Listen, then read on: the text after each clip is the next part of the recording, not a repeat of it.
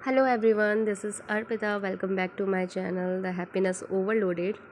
जब भी किसी ने अपने जीवन में सबसे पहले मैनिफेस्टेशन के बारे में सुना या इसे ट्राई करने की कोशिश की, तो सबसे पहले उसने हमेशा अपने आप को इस प्रोसेस में अटका हुआ महसूस किया है। ये इस बात पे रियल इम्पैक्ट डालने वाला फैक्टर है कि आप इसे कैसे देखते हैं, कैसे एक्सप्लेन करते हैं या कैसे मैनिफेस्ट करने की इसकी प्रैक्टिस करते हैं। यही मैनिफेस्टेशन की रियलिटी है। जब आपने मैनिफेस्टेशन के बारे में सुना होगा तो थोड़ा अजीब लगा होगा, सोचा होगा कि सच में ऐसा भी होता है या सिर्फ मजाक चल रहा है। आजकल लोग पता नहीं क्या अजीबोगरीब बात करने लगे हैं और आपने भी इसको एक बार कहीं ना कहीं तो ट्राई करने की कोशिश की होगी। जो भी अपने टेक्निक, रिचुअल या प्रोसेस के बारे में सुना होगा उन्हें ट्राई भी किया होगा, और कई बार ऐसा हुआ होगा कि जो भी रिज़ल्ट्स हैं आपको अपोजिट लगने लगे होंगे।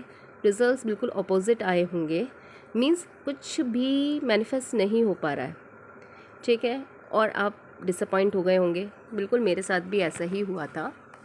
मुझे पर्सनली ऐसा लगने लगा था कि जैसे ये कोई नॉवेलिस्ट द्वारा लिखी गई कोई फिक्शनल स्टोरी है, या फिर कुछ मार्केट में ऐसा नया आया है जिसके बारे में सब जानते हैं लेकिन मैं नहीं जानती।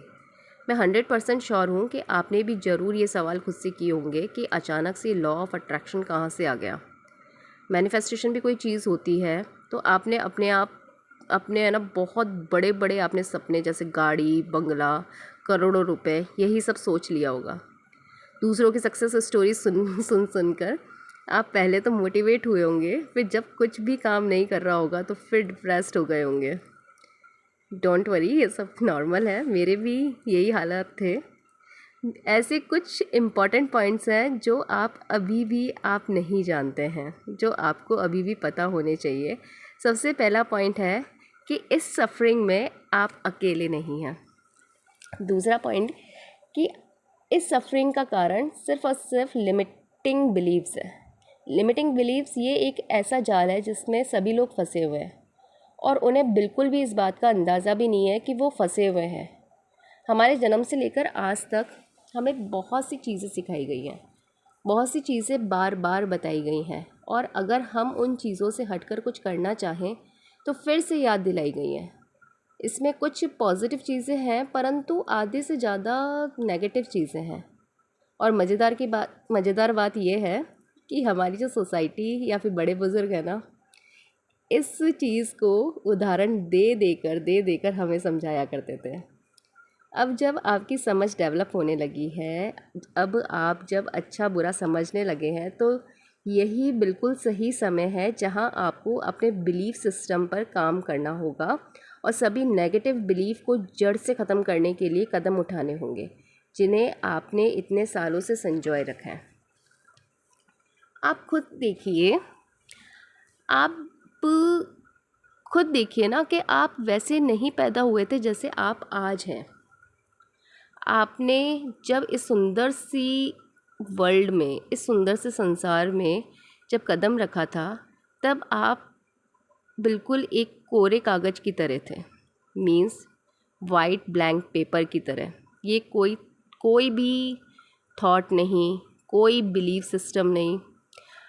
अब जब आप जैसे जैसे बड़े होने लगे, उन्होंने आपको फीड करना शुरू किया।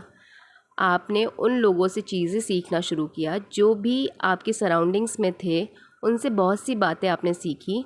आपकी लाइफस्टाइल उनके जैसी ही बनती चली गई।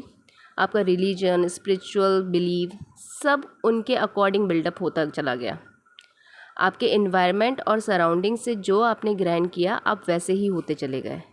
आप जीवन में आने वाली हर एक नई चीज़ को वैसे ही देखते हैं, मीन्स जैसे वो देखना चाहते हैं।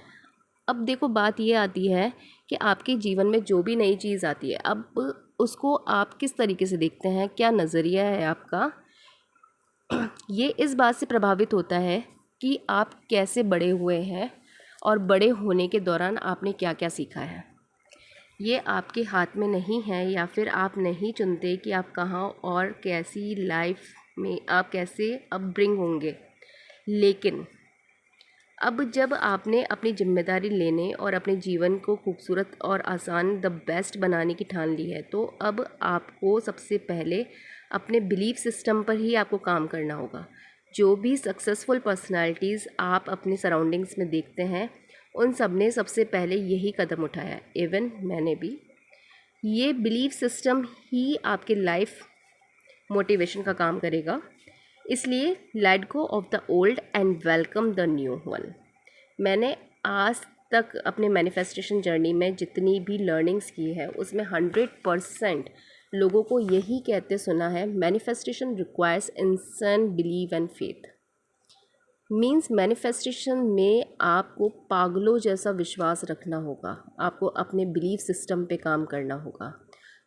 अब समय है बदलाव का। आपको अपने और अपने जीवन की रिस्पॉन्सिबिलिटी खुद लेनी होगी, और जीवन बदलने का पहला कदम है let go of the old and welcome the new one. पुराने को जाने दो, नए का स्वागत करो। I hope you like this video. Don't forget to like, comment, share and subscribe my channel. Thank you. Take care.